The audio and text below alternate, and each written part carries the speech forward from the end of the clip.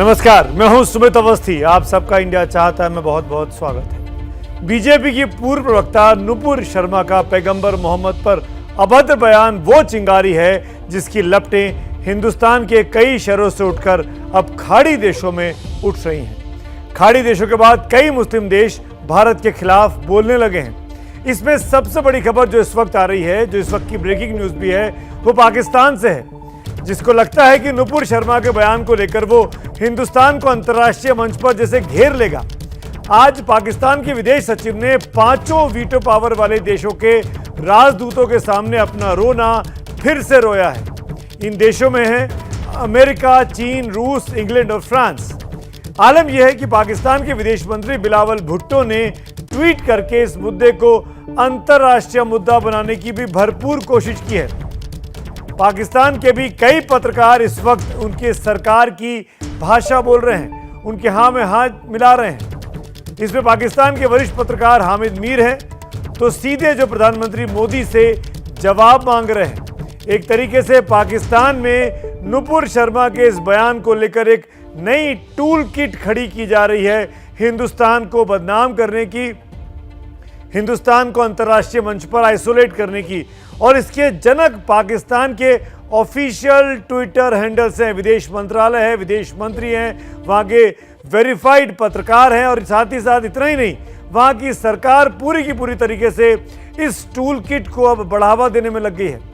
पाकिस्तान की बदहवाशी का हाल ये है कि संयुक्त राष्ट्र महासचिव के प्रवक्ता किसी और मुद्दे पर प्रेस कॉन्फ्रेंस कर रहे थे, लेकिन दो पाकिस्तानी पत्रकारों ने बीजेपी की नेता नुपुर शर्मा के बयान का राग सरेआम छेड़ दिया, लेकिन संयुक्त राष्ट्र ने उनके इस बयान को जरा सी भी तवज्जो नहीं दी है। तो पाकिस्तान भरपूर कोशिश में लग गया है कि नुपुर शर्मा का जो मामला है, जो कि भारत का अंदरूनी मामला है, उस पर अंतर्राष्ट्रीय मंच पे समर्थन बटोरे और भारत को घेरने की कोशिश करे। संयुक्त राष्ट्र में पाकिस्तान की नहीं चली है। जैसा कि हमने आपको बताया, दो पत्रकारों ने सवाल पूछे, लेकिन उस पर ज़्यादा तवज्जो संयुक्त राष्ट्र के सचिवालय ने, महासचिवालय ने नहीं दी है। आज भी जिस तरह की हरकतें हुई हैं पाकिस्तान की तरफ से, वो इस ओर इशारा कर रही हैं कि वो किसी भी कीमत पर हिंदुस्तान में डिस्टर्बेंस पैदा करना चाहता है। इस बीच नुपुर शर्मा को तो पार्टी ने, भारतीय जनता पार्टी ने सस्पेंड कर दिया है। दुनिया को अपनी तरफ से भारत ने सकारात्मक संदेश देने की कोशिश ज़रूर की है कि जो भी किसी मजहब का अपमान करेगा उस पर कार्रवाई की जाएगी, लेकिन इसके बावजूद भी विरोध अंतर्राष्ट्रीय मंच पर चल रहा है।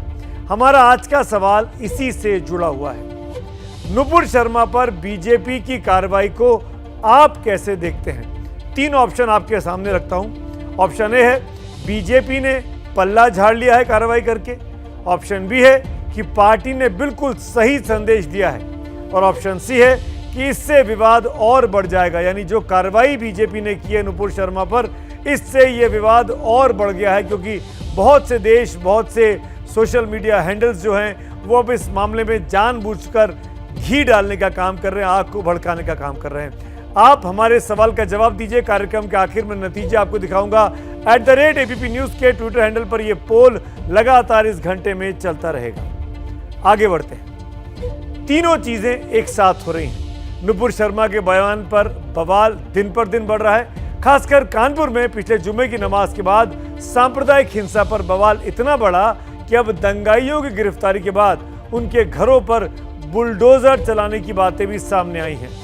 कानपुर के मुफ्ती ने तो यहां तक कह दिया है कि सर पर कफन बांधकर वो सड़कों पर उतरेंगे और बुलडोजर का विरोध करेंगे। इस बीच एक बड़ी खबर और आ गई है। कानपुर की डीएम नेहा शर्मा, जो लगातार बीते 2-3 दिनों से मीडिया में छाई हुई थी, बयान दे रही थी, अभी अभी खबर आ रही है कि उनका तबादला कर दिया गया है।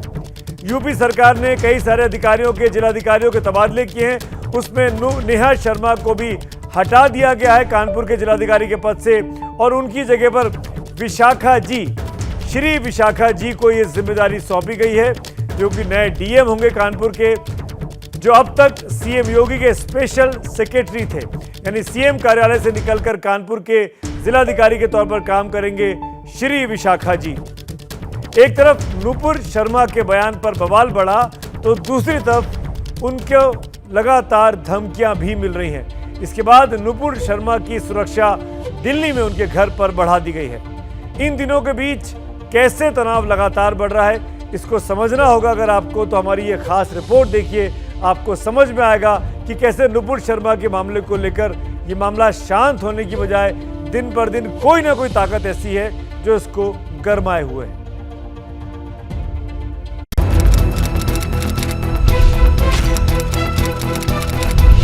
अब ये मामला सब जुडिस है।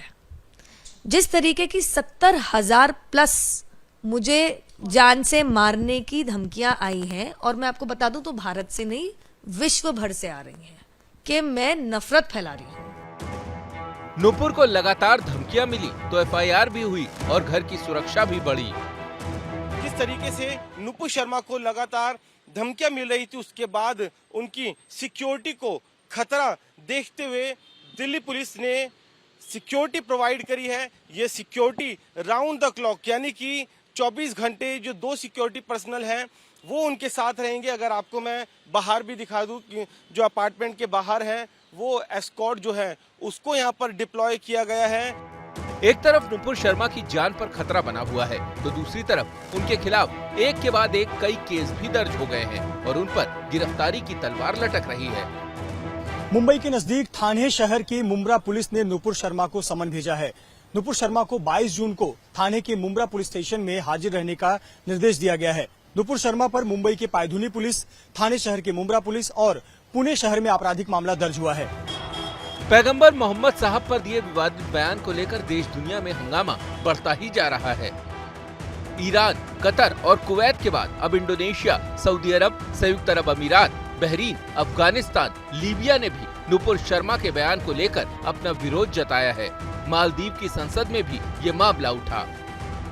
दुनिया के मुस्लिम देश नुपुर शर्मा के बयान को लेकर भारत को घेर रहे हैं तो देश की राजनीति भी गरमाई हुई है। मुस्लिम धर्मगुरु और नेता नुपुर के निलंबन से ही मान नहीं रहे हैं। ऐसे लोगों के खिलाफ जो हमारे मुल्क के कानून के तहत जो एक्शंस होना चाहिए था उसमें से कोई एक्शन नहीं हुआ। ये जो मैडम जिनको आपने सस्पेंड किया है, इनके खिलाफ अभी तक अरेस्ट वारंट क्यों नहीं इशू हुआ? कि प्राइम मिनिस्टर ने और होम मिनिस्टर ने और ex chief minister of Maharashtra ने उनको आश्वासन दिया है कि वो उनके साथ खड़े हैं, वो घबराए नहीं। ये तो बहुत बड़ी बात है। 180 लोगों की आस्था का जो केंद्र है उसके लिए आप ऐसे अपशब्द बोलें और फिर एक शब्द माफी से वो दूर हो जाएगा। तो बीजेपी के एक प्रवक्ता के एक डिबेट में दिए गए बयान पर अभी राजनीति के कई सिक्के उछाले जाएंगे, कुछ राजनीतिक दबाव के और ज्यादा सामाजिक तनाव के। दिल्ली से वरुण जैन की रिपोर्ट। तो इंडिया चाहता में इन तमाम मुद्दों पर बात करने के लिए हमारे साथ इस वक्त एक खासी शख्सियत जुड़ रही है। असदुद्दीन ओवैसी साहब, जो कि सांसद भी हैं और लगातार मुस्लिमों की आवाज़, उस पक्ष की आवाज़ उठाते रहे हैं पुरजोर तरीके से। ओवैसी साहब, शुक्रिया, धन्यवाद बात करने के लिए एबीपी न्यूज़ से। पहला सवाल जो मैं आपसे जानना चाहता हूं, और वो बहुत टेढ़ा है, आई होप कि आप बुरा नहीं मानेंगे। मैं इसलिए ये कह रहा हूं आपसे क्योंकि हम 24 घंटे बाद आपकी प्रेस कॉन्फ्रेंस की बात कर रहे हैं। आपने नुपुर शर्मा पर कार्रवाई को लेकर बड़ी बात की कि उनको गिरफ्तार करना चाहिए, केवल पार्टी के निलंबन से काम नहीं चलेगा। ऐसा ही बयान जो नुपुर शर्मा बोल रही है वो तो मैं रिपीट नहीं कर सकता हूं, बहुत ही आपत्तिजनक बातें थी, पर जाकिर नाइक भी बोल चुके हैं। जाकिर नाइक की तमाम वीडियोस पड़े हुए हैं जो वो प्रॉफिट के बारे में इस तरह की बातें करते हैं। आपको लगता नहीं कि आपको उन पर भी कमेंट करना चाहिए था?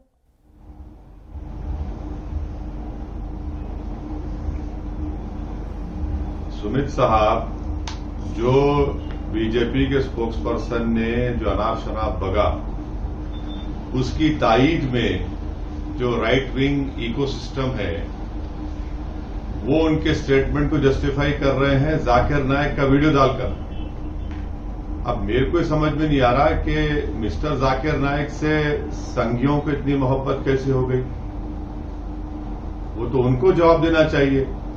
फिर आप उनके खिलाफ एनआईए में केस भी डालते हैं, यूएपीए लगाते हैं, और खुद जाकिर नाइक ने एक स्टेटमेंट जारी किया था आज से 5-6 महीने पहले कि गवर्नमेंट ऑफ इंडिया के किसी शख्स ने उनसे कांटेक्ट किया था। तो ये तो उनको बोलना चाहिए बीजेपी के लोगों को। आप देख लीजिए। अच्छा, पर जो कौन थे मुस्लिम वो लोग स्कॉलर्स जो- हैं, जो जाकिर अगर वो नायक को मुस्लिम कश्मीर- स्कॉलर्स ऐसी कश्मीर- बातें करें तो जायज है, कश्मीर लेकर गए। नुपुर शर्मा करे तो ना जायज है। सबसे पहली बात तो यह है कि आपको ये समझने की जरूरत है कि इस्लाम में आलिम दीन या स्कॉलर किसको कहते हैं। जाकिर नायक साहब इस्लाम के बारे में नॉलेज हो सकती है, मगर उनका डोमेन जो है वो कंपैरेटिव रिलीजन के ऊपर है। वो सही तरीके से अगर आप देखा जाए तो इस्लाम के आलिम दीन नहीं है, वो मुफ्ती नहीं है। तो आप तमाम लोग जो इस्लाम को फॉलो करते हैं वो जाकिर नायक के इस बयान की कंडेमिनेशन क्यों नहीं करते हैं? जाकिर नायक के इस बयान से पहला क्यों नहीं झाड़ते हैं? क्यों उनको मलेशिया जैसे देश में रहने को पनाह मिल जाती है?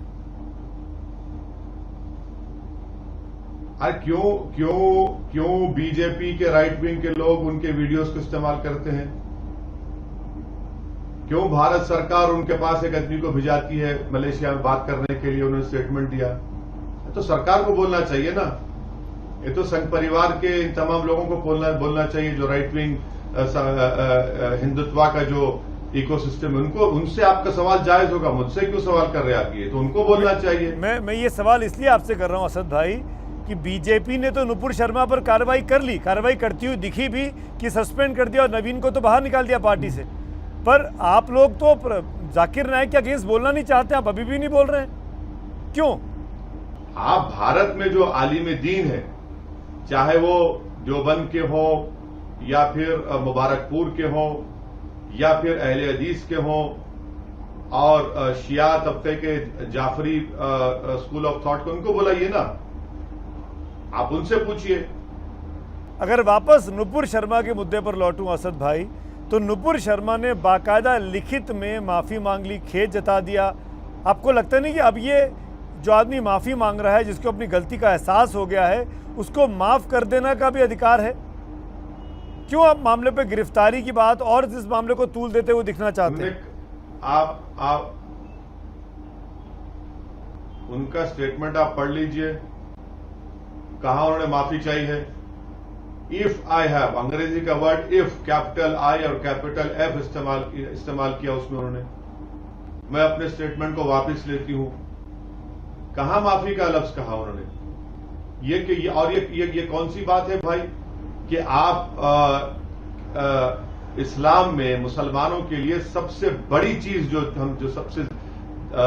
जो चाहते हैं वो रसूलुल्लाह सल्लल्लाहु अलैहि वसल्लम की जात गिरामी है, जो सबसे महबूब तरीन चीज है इस्लाम में। आप उन्हीं के बारे में उनको इंसल्ट करने की कोशिश करते हैं और फिर आप बोलते हैं कि नहीं मैं माफी चाह लिया। माफी भी नहीं चाहिए स्टेटमेंट में। इफ, कैपिटल आई और एफ बोल रहा हूं आपको, आप पढ़ लीजिए स्टेटमेंट को और विड्रॉ करते हैं। भाई 10 दिन आपको क्यों लगे? देश के प्रधानमंत्री को 10 दिन क्यों लगे? सवाल ये पैदा होता है कि वो जिस पार्टी के नेशनल स्पोक्स पर्सन है, हमको ये पूछना चाहिए कि वो पार्टी और देश के प्रधानमंत्री, उनको 10 दिन क्यों लगे? प्रभु शिव का अपमान हो रहा था, भगवान महादेव का अपमान हो रहा था, रिएक्शन में उन्होंने ऐसा कहा। यह कहना है नुपुर शर्मा का कि उनके महादेव का अपमान हुआ और इसलिए गुस्से में उनके मुंह से वो बात निकल गई। झूठ बोल रही है वो, झूठ बोल रही है। झूठ बोलना आदत बन चुकी है उन लोगों की। और अगर तौहीन हो रही थी, बेइज्जती हो रही थी, तो आप कंप्लेन करिए ना, उसका न्यूज क्लिप लीजिए। अगर आज मैं इस प्रोग्राम में कुछ कहता हूं जो नहीं कहूंगा कभी मैं, तो आप उसको रिकॉर्ड करिए, पुलिस में दीजिए। आप इसका मतलब आप कानून को हाथ में ले लेंगे। अगर आप समझेंगे जो सही है, पर आप तय कर लेंगे सब चीज। असद भाई चलिए ठीक है, उनको पुलिस में जाना चाहिए था, लेकिन जब MF हुसैन ने देवी मां की गलत तस्वीर बनाई तब आपने क्या किया था? तब मुस्लिम समुदाय ने क्या किया था? ये इतना इंटॉलरेंस क्यों है? ये इतनी असहनशीलता क्यों है? इंटॉलरेंस की जब आप बात कर रहे तो हलाल गोश्त के ऊपर कौन इंटॉलरेंट है? बंडी पर अगर गोश्त बेचा जाता है तो कौन इंटॉलरेंट है? खरबूजे की बंडी को तोड़ दिया जाता है, कौन इंटॉलरेंट है? घरों को तोड़ दिया जाता है। कल उत्तर प्रदेश में एक मुसलमान जिसका बाप खबर खोदता है, उसके रेक्टम में लकड़ी डाली गई, कौन इंटॉलरेंट है? कौन 3 लड़के दिल्ली के रोड पर लेटे हुए थे, उनको दिल्ली पुलिस ने मार कर एक बच्चे को जान चलेगी कहा कि जन गण मन पढ़ो, वो अपनी जिंदगी के आखिरी सांसों में जन गण मन पढ़ रहा था, कौन इंटॉलरेंट है बताइए आप? आप बताइए कौन इंटॉलरेंट है? क्या एमएफ हुसैन पर आप कुछ बोलेंगे? देश के प्रधानमंत्री नहीं कहा था। एमएफ हुसैन ने जो पेंटिंग बनाई थी उस पर नहीं, सुनिए, असदुद्दीन ओवैसी देश के सांसद कुछ बोलेंगे? असद भाई सुनिए, मैं आ रहा हूं, मैं उस पर आ रहा हूं। देश के प्रधानमंत्री ने नहीं कहा था कपड़े देखकर पहचानो इंटॉलरेंट कौन था। देश के प्रधान नहीं कहा था कि कब्रिस्तान और शमशान। किसने कहा था? फिर 80-20 की बात योगी आदित्यनाथ ने कि कौन इंटॉलरेंट है। एमएफ हुसैन की बात जब आप कर रहे हैं, जब हमसे पूछा गया था हमने कहा कि हां, इससे हमारे हिंदू भाइयों की तौहीन हो रही है, उनको नहीं करना चाहिए। मेरा रिकॉर्ड है, मेरा बयान उसमें है। महाराष्ट्र में एफआईआर कराती है रजा एकेडमी। करीब 10-11 दिन हो गए एफआईआर हुए। भिवंडी में भी एक एफआईआर होती है, पुणे में भी एफआईआर होती है नुपुर शर्मा के खिलाफ। महाराष्ट्र में तो बीजेपी की सरकार है नहीं, वहां तो शिवसेना, कांग्रेस, एनसीपी सरकार चला रहे हैं। उस पुलिस ने भी आके कार्रवाई नहीं की कोई, उसके खिलाफ तो आप कुछ नहीं बोले। हम यही तो पूछ रहे हैं कि जब उद्धव ठाकरे पर, शरद पवार साहिब पर जब कुछ अनाप शनाप लिख दिया जाता है तो आप जेल भिजा देते हैं। यहां पर क्यों नहीं कर रहे आप? क्या ये सब मिले हुए हैं आपस में? आपको भाजपा करना के चाहिए, साथ आप सत्ता में, आप क्यों नोटिस दे रहे हैं? आप हम ये कह रहे हैं कि जब ये मसला पैदा हुआ, ये स्पोक्स पर्सन के अनाप शनाप बयान के बाद, क्या किसी एक पॉलिटिकल पार्टी ने इस पर कुछ कहा सिवाय हमारे और मुस्लिम ऑल इंडिया IUML के पॉलिटिकल पार्टी से? देख लीजिए, इनके सबके जमाने बंद थी और परसों रात से अचानक ये लोग दूल्हे बन गए, पूरे के पूरे जिंदा। क्यों नहीं बोल रहे थे ये लोग? क्यों नहीं बोल रहे थे? आपकी आवाज में अपनी आवाज क्यों नहीं मिला रहे?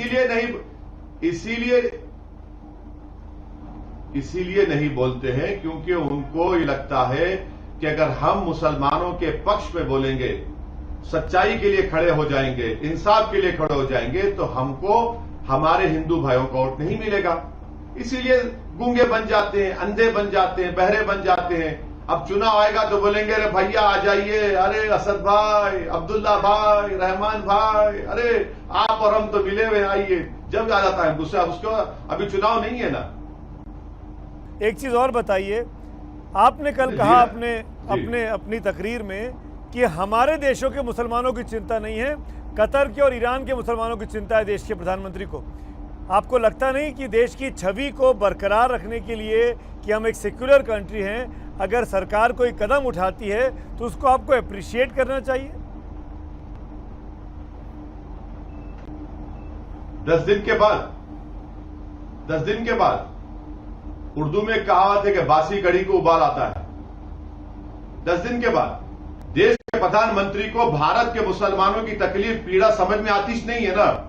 इसलिए नहीं आती कि दिसंबर 2020 को जब CAA के प्रोटेस्ट में प्रधानमंत्री ने ऑन रिकॉर्ड कहा था कि पूरे मुस्लिम कंट्रीज मुझे चाहते, तो भारत के मुसलमान क्यों डरेगा मुझसे? अरे मुझे आप उनसे क्यों देखते हैं? हां, मैं देश के प्रधानमंत्री से ये रिक्वेस्ट करूंगा कि सुमित अवस्थी ने कल जो एक प्रोग्राम किया था, उसके वीडियो क्लिप का, जिसको मैं रीट्वीट किया हूं प्रधानमंत्री जी, उसका 2.5 मिनट का हिस्सा देख लीजिए। आपको समझ में आ जाएगा कि हमारे लिए GCC कितना इंपॉर्टेंट है। 55% रेमिटेंस इन ममालिक से आता है। 8 मिलियन लोग भारत के वहां रहते हैं। क्या भारत के प्रधानमंत्री उनकी सेफ्टी के लिए क्या कर रहे हैं बताइए हमको? अगर खुदा ना खास्ता कल वहां पर कुछ शुरू हो जाए, हमको $2 से $6 में ऑयल खरीदना पड़ रहा सऊदी अरेबिया से, और यूएस को वही पुराने रेट में। मुबारक हो आपको। और आप बोलिए, ज्ञानवापी बोलिए, मथुरा बोलिए, आपके स्पोक्स पर्सन के खिलाफ बोलते रहिए कि हाँ तुम और इंसल्ट करो मुसलमानों की, इस्लाम की और प्रॉफिट मोहम्मद की। आपकी बात अगर 1% में सही मान भी लूं, पर ये क्या भारत के अंदरूनी मामले नहीं है? चाहे नुपुर शर्मा का मामला हो, चाहे ज्ञानवापी का मामला हो, चाहे मथुरा का मामला हो, इसमें किसी भी बहरीन, कतर, कुवैत को बोलने की क्या इजाजत है? क्यों उनको बोलना चाहिए? ये तो इंडिया का इंटरनल मैटर है। आप उन देशों को कंडेम भी कर सकते हैं कि हम निपट लेंगे आपस में। सुनिए, अरे आप क्या भारत, क्या देखिए, फिर इंडिया के एम्बेसडर कतर में उनका स्टेटमेंट पढ़े आप? उनका स्टेटमेंट पढ़े आपने? वो कहते हैं फ्रिंज। कहां का फ्रिंज? क्या नेशनल पार्टी को फ्रिंज होता है? और फिर कल आप MEA का स्टेटमेंट पढ़ लीजिए, क्या कहा उन्होंने? इंटरनल मैटर कैसा है भाई? ये भारत है, नॉर्थ कोरिया या चीन नहीं है। कि 3 दिन 4 दिन के बाद जिनजियांग के मुसलमानों की बर्बादी की दास्तानें आती हैं 1 महीने के बाद। जो कुछ हो रहा है दुनिया नहीं देख रही क्या इसको? क्या लोग दुनिया नहीं देख रही है कि क्या तमाशे हो रहे हैं यहां पर? हमारा इंटरनल मैटर है। अगर इंटरनल मैटर है तो आपने रिएक्ट क्यों किया फिर इन लोगों के, इन कंट्रीज के बारे में? 12 कंट्रीज को रिएक्ट क्यों किया? बोलिए ना ये बात। आपने कल 10 सवाल बोले बोलना था हमारा इंटरनल मैटर है। ये नहीं बोला आपने। आपको बोलना चाहिए इंटरनल मैटर है, सरकार को दबाव में नहीं आना चाहिए, हम आपस में निपट लेंगे। अरे आप जुडिशरी है। सुनिए कि हम तो यही तो हम पूछ रहे ना कि अगर सुनिए ये वो नौबत आती नहीं थी रिएक्ट करने कर, आप 10 दिन पहले रिएक्ट कर लेते। नौबत आती नहीं थी ना कानपुर में दंगा होता ना। और कानपुर में किसके ऊपर रहने से लग रहा है? पूरे मुसलमानों पर रहने से लगता है, पत्थर फेंकने के ऊपर। और नुपुर शर्मा को रेशम के कपड़ों में सजा कर महफूज कर दिया गया है कि सस्पेंड करो और 6-8 महीने के बाद तुमको रिहेबिलिटेट कर दिया जाएगा। मजाक कर रहे हैं क्या ये लोग? नहीं असद भाई मैं थोड़ा सा डिफर करूंगा यहाँ पे। कश्मीर में कश्मीरी पंडितों की लगातार हत्या हो रही है। बीते 10-12 दिनों में 5-6 हत्याएं हो चुकी। क्या उस पर आपको लगता नहीं कि बहरीन, कुवैत और कतर जैसे देशों को बोलना चाहिए, असदुद्दीन ओवैसी को बोलना चाहिए कि यह गलत हो रहा है? मुस्लिम कंट्रीज को वहां पर कश्मीरी पंडितों को रिहेबिलिटेट करने के लिए कम से कम स्टेटमेंट इशू करना चाहिए। अगर वो ये इस मामले में बोलेंगे तो उस मामले में क्यों नहीं बोलेंगे? क्या मैंने नहीं कहा कश्मीरी पंडित के कंडेम नहीं किया मैंने? क्या हैदराबाद में आपका करस्पॉन्डेंट आकर रिकॉर्ड नहीं कर अपने चैनल पर नहीं चलाया? नहीं आपने कहा, पर मैं ये कह रहा हूं कि आप ये कहिए बहरीन, कतर और कुवैत से कि वो उसकी भी आलोचना करें और कश्मीरी पंडितों को रिहेबिलिटेट कराने के लिए के प्रयासों की सराहना करें। क्यों नहीं बोलते बहरीन, कुवैत, कतर जैसे देश? अच्छा सुमित भाई, मेरे को क्या करना है बहरीन, कतर, कुवैत से? मैं मुसलमान जरूर हूं, तो मेरा क्या कनेक्शन उससे? और एक बात आपके व्यूअर्स के लिए, आपकी इत्तला के लिए कह रहा हूं, क्या यूनाइटेड अरब एमिरेट से डेलीगेशन नहीं आया था श्रीनगर को? उनको वहां पर एक ओवरसीज बीजेपी के एक लीडर ने एक डेलीगेशन बनाकर लाए थे श्रीनगर को, दिखाया था ना। कश्मीरी पंडित और जो कश्मीरी माइनॉरिटी हिंदू भाइयों का जो मर्डर हो रहा है उसका जिम्मेदार नरेंद्र मोदी की सरकार है। वो पिक्चर उसको पोषण कर रहे हैं। आपने एक पिक्चर को प्रमोट करके उनको टारगेट बना दिया वहां हमारे हिंदू भाइयों को और कश्मीरी पंडितों को। मैंने पिछले हफ्ते अपने एक शो प्रेस कॉन्फ्रेंस में मदनी साहब को बुलाया था, उनसे बात की थी। उन्होंने भी ये कहा कि ज्ञानवापी के मामले पर पहले कोशिश बातचीत होनी चाहिए, फिर कोर्ट होना चाहिए। क्या आपको लगता है बातचीत हो सकती है दोनों पक्षों में ज्ञानवापी के मामले पर, जहां पे शिवलिंग होने का दावा किया जा रहा है और शिवलिंग जैसा आकार दिखाई दे रहा है हिंदू पक्ष को? ज्ञानवापी मसले में वहां की मुकामी इंतजामिया कमेटी एक कानूनी लड़ाई लड़ रही है और all India Muslim personal law board उनके साथ खड़ा हुआ है। और all India Muslim personal law board ने जो फैसला लिया है ज्ञानवापी के बारे में और ये तमाम जो चीजें बीजेपी संघ परिवार उठा रही है, उसका जो फैसला होगा हम उनके साथ खड़े रहेंगे। नहीं, पर बातचीत का स्कोप है कि नहीं है दोनों पक्षों में? क्योंकि अब तो मोहन भागवत ने भी इशारा कर दिया कि हर जगह शिवलिंग मत ढूंढो। क्या बातचीत कर? अरे वो छोड़िए ना, मोहन भागवत साहब आंखों में धूल झोंक रहे हैं। तो ऐसे तो अगर आपको मोहन भागवत जैसे सीनियर आदमी की बात पर भरोसा नहीं है, तो जो कानपुर में हुआ उसमें जो हाशमी ने कहा पुलिस के पास जाके कि भाई 3 तारीख को हम अपना प्रोटेस्ट वापस लेते हैं, और 3 तारीख को दंगा हो गया, 3 तारीख को पथराव हुआ, ठेले पे पत्थर चले, पेट्रोल बम चले, सब तस्वीरें सामने हैं अब। तो वो भी कहाँ भरोसा कर रहे थे? उन पे भी कैसे भरोसा कर सकते हैं जिनकी आप पैरोकारी कर रहे हैं? अगर 10 दिन पहले देश के प्रधानमंत्री वो रिएक्ट कर लेते जो उनके स्पोक्स पर्सन ने कहा, तो कानपुर में कुछ होते नहीं था इंशाल्लाह। आपने 10 दिन लगा दिए।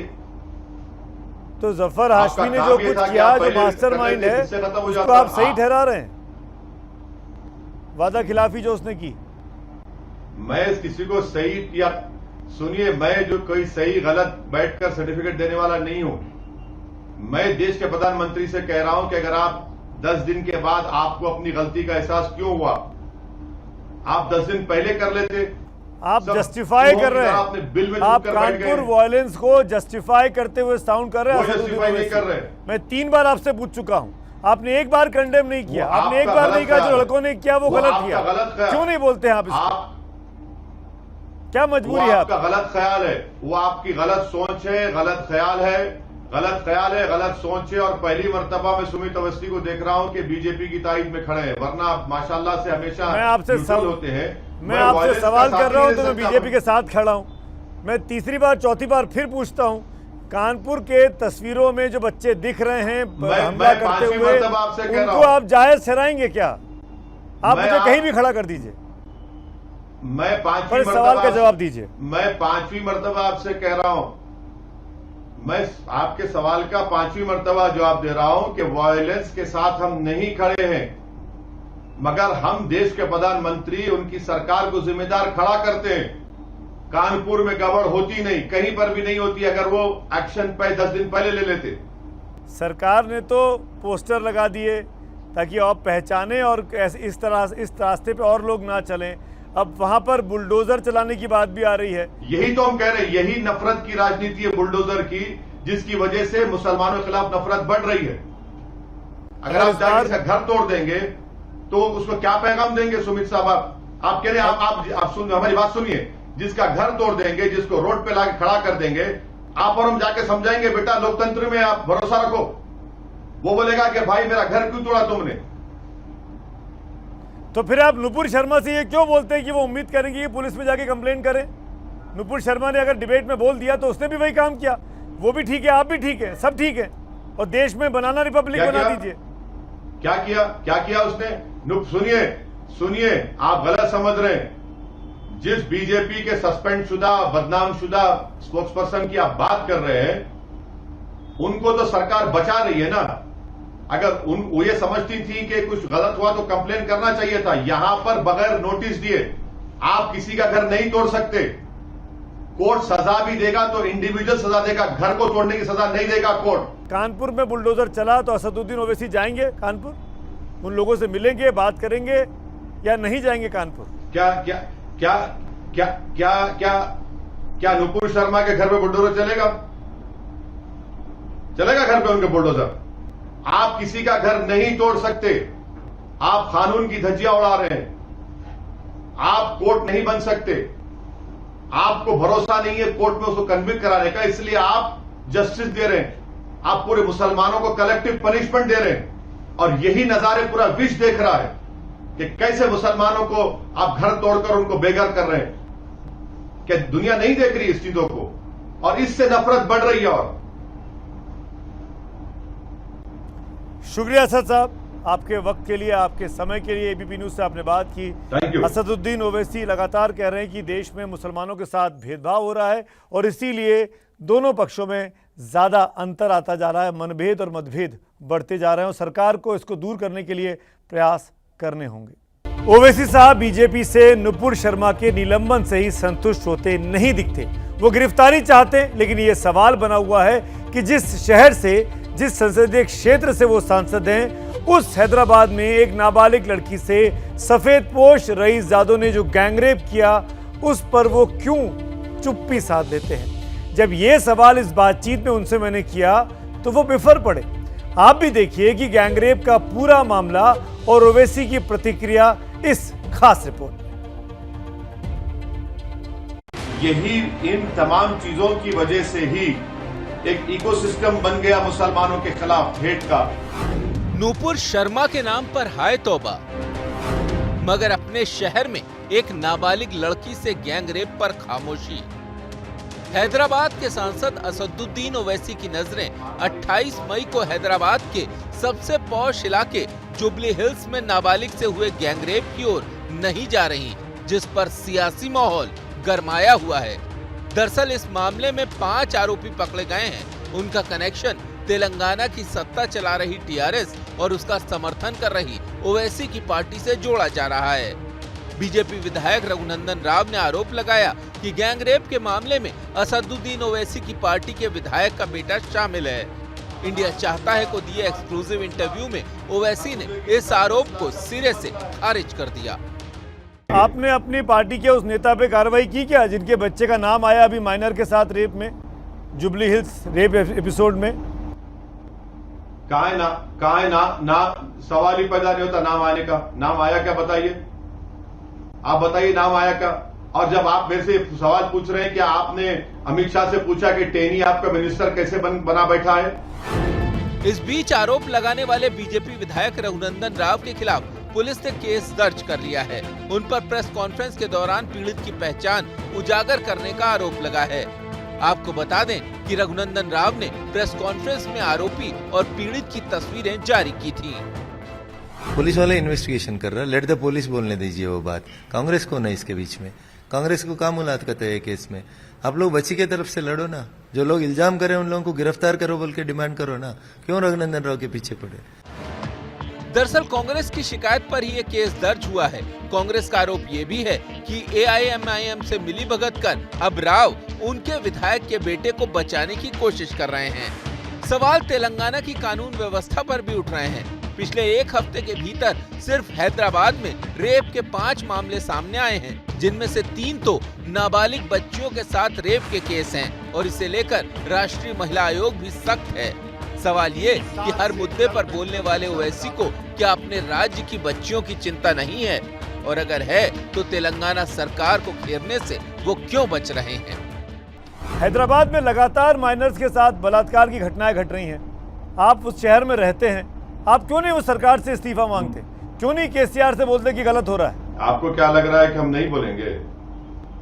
आप एक बात सुनिए, हम बीजेपी की जबान में नहीं बोलते। आप क्यों ये समझते हैं कि हम लोग पॉलिटिक्स करेंगे? इस पे पॉलिटिक्स क्यों करेंगे? जो जिसकी बच्ची की इज्जत लूटी जा रही है, किसी परिवार को कत्ल कर दिया जा रहा है। पैगंबर के अपमान पर ओवैसी के अपने सवाल हैं, वो इंसाफ मांग रहे हैं, लेकिन इन बच्चियों के इंसाफ के लिए ओवैसी आगे क्यों नहीं आते? पंजाब के मशहूर गायक सिद्धू मूसेवाला के खत में नाम आने से अंडरवर्ल्ड के डॉन लॉरेंस बिश्नोई लगातार सुर्खियों में है। ऊपर से मुंबई पुलिस को लगता है कि लॉरेंस बिश्नोई और कनाडा में बैठे उसके साथी गोल्डी बराड़ ने ही सलमान खान को भी धमकी दी है। काला हिरण कांड आज भी सलमान खान का पीछा कर रहा है। सलमान खान इस मामले में आरोपी रहे हैं, लेकिन लॉरेंस बिश्नोई की कथित धमकी पर क्या सोचता है जोधपुर का बिश्नोई समाज, वो बिश्नोई समाज जो काला हिरण को अपना भगवान मानता है? इसको समझने के लिए देखिए मेरे सहयोगी मनीष शर्मा की ये एक्सक्लूसिव रिपोर्ट।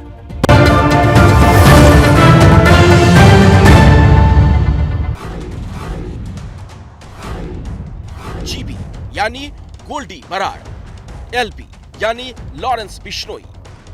चिट्ठी में नाम भले ही कोर्ट में लिखे गए हों, लेकिन जीबी और एलबी का मतलब मूसेवाला मर्डर के बाद हर कोई समझ रहा है। यही वजह है कि मुंबई पुलिस कोई रिस्क नहीं लेना चाहती। सलीम खान रोज की तरह आज भी मॉर्निंग वॉक कर रहे हैं, लेकिन उनके 2 जो प्राइवेट सिक्योरिटी गार्ड हैं, राजकुमार गुप्ता और श्रीकांत, वो दोनों मौजूद हैं। पर साथ ही साथ मुंबई पुलिस के भी जवान मौजूद हैं। मुंबई पुलिस के जो जवान हैं, क्राइम ब्रांच के जवान हैं, वो सिविल ड्रेस में, सादी वर्दी में इस पूरे इलाके में गश्त लगा रहे हैं, नजर रखे हुए हैं। मुंबई पुलिस के सूत्र बता रहे हैं कि मॉर्निंग वॉक के दौरान सलीम खान रोज इसी जगह बैठते हैं।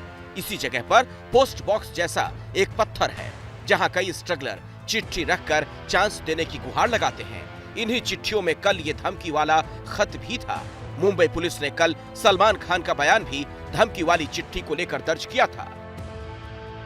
पूछताछ में सलमान ने किसी थ्रेट, कॉल, मैसेज या विवाद से इनकार किया। सलमान ने किसी पर भी शक नहीं जताया। पुलिस ने जब गोल्डी बराड़ के बारे में पूछा तो सलमान बोले, मुझे इस शख्स के बारे में कोई जानकारी नहीं। लॉरेंस बिश्नोई पर सलमान ने बताया कि उसे उतना ही जानता हूं जितना बाकी लोग जानते हैं। इस बीच मुंबई पुलिस के ज्वाइंट कमिश्नर विश्वास नागरे पाटिल ने गृह मंत्री दिलीप वलसे पाटिल से मुलाकात की। मुंबई पुलिस ने आशंका जताई कि सलमान को धमकी बिश्नोई गैंग से आई है। पुलिस को लगता है कि बदमाशों ने धमकी वाली चिट्ठी को लेकर पूरी प्लानिंग की थी। पार की रेकी के साथ साथ बदमाश सलमान और उनके परिवार की गतिविधियों पर करीब से नजर रखे हुए थे। धमकी वाली चिट्ठी को लेकर दिल्ली पुलिस ने लॉरेंस बिश्नोई से सवाल किए हैं। लॉरेंस ने इस मामले में अपना हाथ होने से इनकार किया है। बिश्नोई ने कहा कि उसने जो बयान दिया था वो पुराना है और उसे नहीं पता कि धमकी किसने दी है। बिश्नोई ने तर्क दिया कि गोल्डी बरार की सलमान से कोई दुश्मनी नहीं है। सवाल ये, क्या लॉरेंस बिश्नोई की बात पर भरोसा किया जा सकता है? यूं तो लॉरेंस की सलमान से कोई दुश्मनी नहीं है, लेकिन वो उसी बिश्नोई समाज से आता है जो हिरण शिकार मामले को लेकर सलमान से नाराज है। वो समाज जिसने 19 साल तक इसे लेकर कानूनी लड़ाई लड़ी, सलमान को जेल तक भिजवाया। लेकिन लॉरेंस बिश्नोई की धमकी पर कुछ के तेवर नरम हैं, कुछ के गरम। हम इस तरीके से देखते हैं, उनको गुस्सा आ गया होगा, बोल दिया होगा, बोल देते हैं गुस्से के अंदर। वो तो है नहीं, मार दिया। कुछ आक्रोशित युवा है और उन्होंने ये देख लिया कि रोज हम मरते रहेंगे, इससे ये नहीं बचने वाला। कहीं ना कहीं इन लोगों को इन्हीं की भाषा में जवाब देना पड़ेगा। वो निजी बयान है उसका, उसके लिए बिश्नोई समाज उसका उत्तरदायित्व जो है नहीं लेता। अगर कोई बिश्नोई है तो उसकी भावनाएं जुड़ी हुई हो सकती है। गुरु महाराज ने बताया कि जीव दया रूप पात, मतलब जीव और खेजड़ी वृक्ष है जो भी है उसको अपने देख के नहीं काटना चाहिए। अगर आप काटते हैं तो आप वहीं कट जाओ, पर उसका प्राण नहीं जाना चाहिए। गुस्सा है उसके अंदर, जो शिकारी के अंदर ही है, जो क्योंकि सलमान ने शिकार किया उसके लिए उसका गुस्सा है, दूसरा कोई बाकी उससे कोई झगड़ा नहीं है। लेकिन सवाल है कि लॉरेंस बिश्नोई ने सलमान को धमकी क्यों दी? इसकी एक बड़ी वजह ये हो सकती है, वो सलमान को टारगेट करके बिश्नोई समाज का मसीहा बनना चाहता है, ताकि उस मुफ्त की मसीहाई में उसके गुनाहों पर पर्दा पड़ सके। इस वक्त की बड़ी खबर आपको बता दें, अभी भी आ रही है ब्रेकिंग न्यूज। कानपुर में पुलिस ने 3 पीएफआई के सदस्य गिरफ्तार कर लिए हैं। कानपुर दंगों में पीएफआई का नाम आया था, अब खबर ये आ रही है कि 5 पीएफआई के सदस्यों की शिनाख्त की गई है, पहचान की गई है, जिनमें से 3 को गिरफ्तार कर लिया गया है। एक कार्यकर्ता पीएफआई का अभी फरार है और एक को बीमार बताया जा रहा है। इन सब का हिंसा से संबंध है, ऐसा कानपुर की पुलिस का कहना है। 3 पीएफआई के कार्यकर्ता गिरफ्तार हो गए हैं और ये साबित कर रहा है पुलिस की उस थ्योरी को जिसने पहले दिन ही कहा था कि पीएफआई के लोग कानपुर दंगों को भड़काने में शामिल रहे होंगे।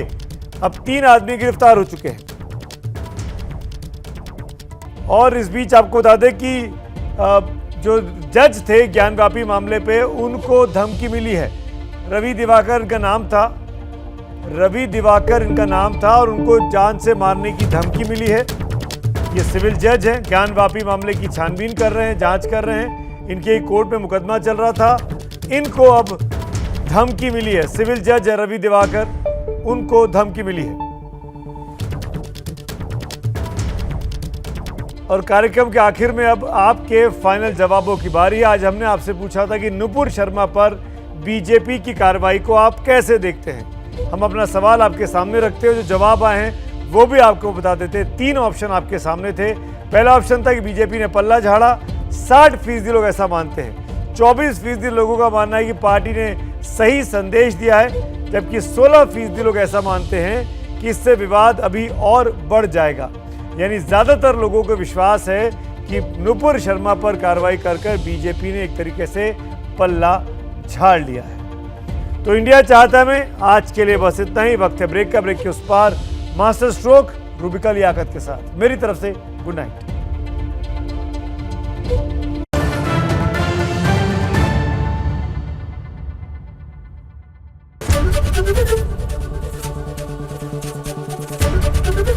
एबीपी न्यूज आपको रखे आगे।